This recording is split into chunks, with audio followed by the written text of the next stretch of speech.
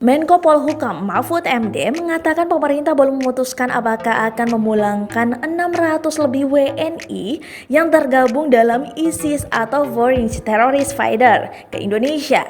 Menurutnya, pemulangan WNI ex-ISIS tersebut ada manfaat serta mudaratnya. Mudaratnya, kata Mahfud, para WNI tersebut bisa menjadi virus yang menyebarkan paham radikalnya di Indonesia. Mulai dari mudaratnya, kalau dipulangkan itu nanti bisa menjadi masalah di sini, bisa menjadi virus baru di sini karena jelas-jelas dia pergi ke sana untuk menjadi teroris, kata Mahfud di Komplek Istana Kepresidenan Jakarta Rabu 5 Februari 2020. Jika dipulangkan ke Indonesia, mereka harus mengikuti deradikalisasi terlebih dahulu, sementara proses radikalisasi membutuhkan waktu.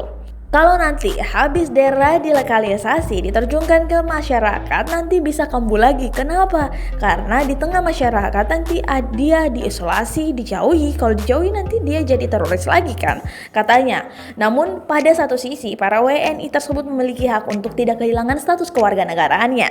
Kata Mahfud, pemerintah sedang mencari formula yang pas, mulai dari aspek hukum dan konstitusi menyikapi para WNI ex-ISIS tersebut.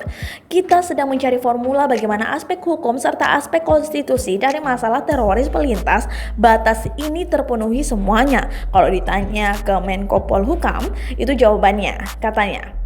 Mahfud lebih setuju jika para mantan anggota ISIS tersebut tidak dipulangkan karena akan membahayakan negara. Secara hukum, paspor para WNI tersebut bisa dicabut karena pergi secara ilegal ke luar negeri untuk bergabung dengan ISIS. Lagi pula menurut Mahfud, belum ada negara manapun yang memiliki masalah yang sama dengan Indonesia berniat memulangkan warganya.